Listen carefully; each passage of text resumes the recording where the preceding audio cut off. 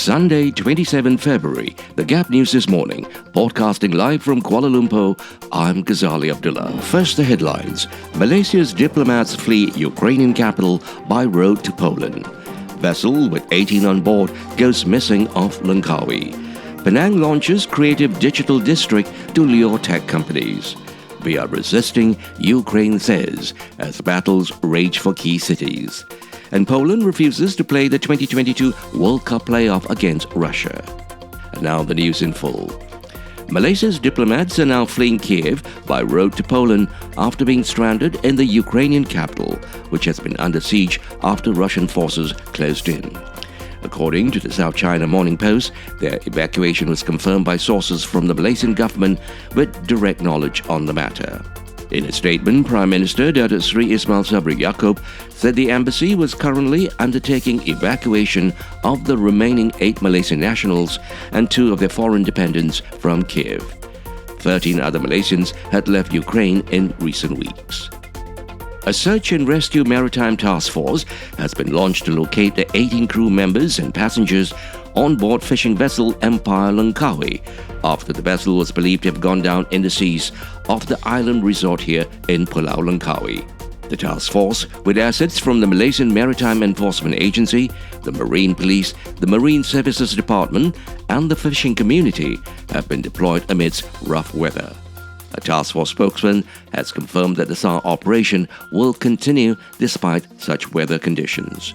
KM Tanggol, the task force lead ship, has arrived at the last location where the distress signal was placed by the vessel's captain, near Pulau Bras Basah, about 6 nautical miles from the main populated island of Langkawi. Penang has launched a creative digital district dubbed CD Square, with a pledge to lure at least 50 high-tech companies that can generate up to 2,000 jobs in the digital sector by 2025. The district, located at China Street Court, is aimed at bringing together talent in the creative and art sectors to generate productive enterprises based on digitalization and innovation. Chief Minister Chow Kon Yeow said that the digital companies, which can be housed in the heritage classified buildings, can spur Penang's advance into the digital era with poise and confidence. Ukraine has been fighting Russian troops in the capital Kiev, Odessa in the south, and Kharkiv in the northeast, President Zelensky says.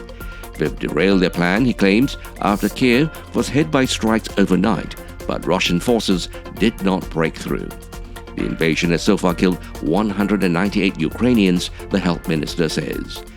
Russia says it has captured the city of Melitopol in the south.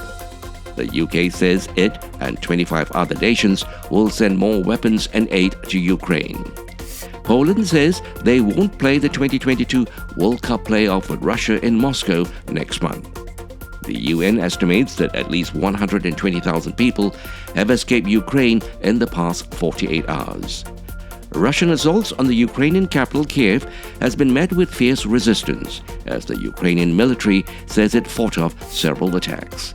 The military said in a Facebook post early on Saturday that an army unit managed to repel Russian forces near its base on a major city street. President Volodymyr Zelensky said the occupiers wanted to block the center of our state. We broke their plan. Meanwhile, fighting continues near several other Ukrainian cities. Tens of thousands of people have been leaving Ukraine in search of safety. The BBC's Virgil Kian has been reporting 20 kilometers from Ukraine's border with Poland, where he saw a constant procession of people and cars as well.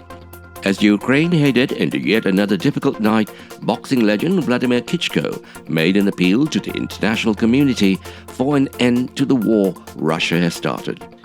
Air raid sirens in Kiev sounded shortly before midnight local time, warning of incoming missiles. A curfew is in place from Saturday evening until Monday morning.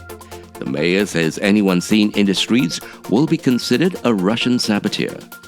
The US, EU, UK and other allies says they have agreed to remove some Russian banks from the Swiss payment system.